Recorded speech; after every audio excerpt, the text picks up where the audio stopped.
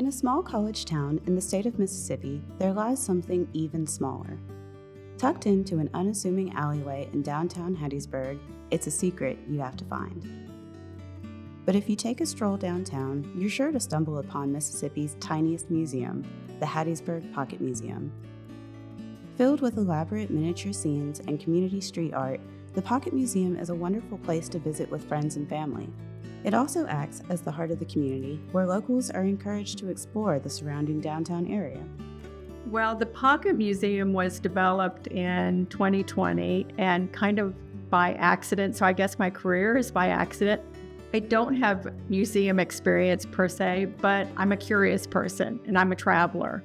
The idea for the Pocket Museum came from a trip that my husband and I and our son took 2019 going right into 2020. We were in Switzerland and we heard from less obscure, we read about this museum in an alley. And it was just basically a lady's window that she put little things in it and turned into a museum. And we had heard about it, we wanted to find it, and they didn't have an address. They just had a street. And so we ate dinner one night, and then we all went out and thought, can we find it? And so we walked the streets in Basel, Switzerland, and we found it. And the joy that we got when we found that little museum with little things in it that it wasn't really a museum, but it was so much fun to find. And we went on that trip. We came back. It was January 2020, pretty much forgot about it. March 2020 hit, and you know what happened. 26 employees with the city of Hattiesburg have tested positive for COVID-19 since its outbreak in our state. The state of Mississippi sets a new record for COVID-19 infections in a 24-hour period. This will likely pose a significant challenge for our community. It's a week that is normally used to kick off the summer travel season, but is much different this year due to the pandemic. Empty parking lots and dining rooms. That's the new normal for restaurants all over Mississippi in a COVID-19 world. When the coronavirus pandemic hit Hattiesburg in March of 2020, the downtown area was heavily affected. People were staying inside and businesses were closing every single day. There were no big outside areas for the community to safely interact, besides a few local parks that quickly got old. The zoo was open at that time, kind of open. And every day, Rick and I would drive back from the zoo back home, drive through the streets downtown. There was no one here. And we thought, how is everyone going to survive there's no one downtown? The historic Sanger Theater opened in 1929 and served as the heart of the Hattiesburg downtown area with a constant stream of shows and performances. You are finding new bars, new restaurants popping up all the time, with the Sanger serving as the focal point. But due to COVID, the Sanger Theater lacked the ability to put on these shows, and the theater fell silent. Rick manages the Sanger, the Convention Center, the zoo. All of those places were closed because of large capacity, events. And obviously folks needed something to do. They needed something free, something outside. The Pocket Museum became an idea in Vicky's mind and in Rick's because of COVID. The Sanger was not open. And we thought, wait, just a minute. I remember that museum and how much we loved it. We wondered if others would love trying to find something just as much as we did. Inspired by their previous travels and the lack of outside activities, Vicky and her husband Rick established the Pocket Museum in August of 2020 in the alleyway behind the Sanger Theater. The city had wanted to do something with the alley. It was basically all garbage containers, no one really went through it.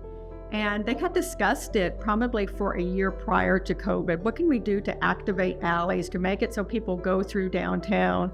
And 2020 COVID was the opportunity. And because nothing was happening downtown, so many people that worked for the Convention Commission did not have anything to do. They were out of work.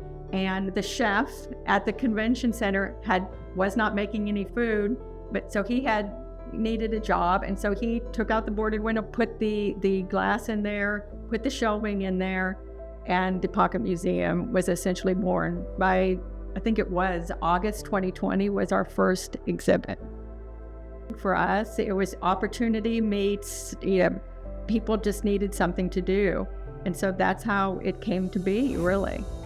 The Pocket Museum breathed new life into the downtown area, and it was a safe place for friends and families to get together and have fun outside during such a difficult time. However, they didn't make it easy to find. It wasn't until the Washington Post wrote an article about the Pocket Museum that many people knew it existed. Now that the cat was out of the bag, Vicki and Rick decided they needed to introduce it to the community from within. We had the museum windows, put the shelves in, and said nothing really to anyone. And we'd had cameras and we'd watch one person come through. They would look and, what is this? They would tell another person. We then put a billboard up that just said, Hattiesburg Pocket Museum, can you find it? Said nothing else, never put an address. For 2 years, we never put an address on the Pocket Museum. They wanted to bring the community back together to get out and explore the downtown area. Word spread like wildfire on social media, and the hunt for the Pocket Museum began. I actually saw it on Facebook, and it was back when it first started, so they wouldn't even tell you where it was. You had to come search downtown. My dad researched a lot, and he wanted to find a lot of fun things for me to do when I first got here to kind of settle into the new town. And so he took me and my mom to the Pocket Museum, and it kind of became my little favorite place to go to. My sister. I have no idea where she found it. Huh? Okay, the internet. There are many points of interest inside the museum itself. The main focus of the museum is hundreds of mini dioramas of tiny or pocket-sized people acting out scenes.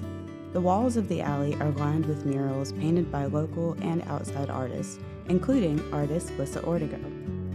I've known Vicki for a long time. We are friends, but now much closer friends after working together for so many years. And so she said, there's a window that we'll display objects in, but we really want a reason for people to hang around.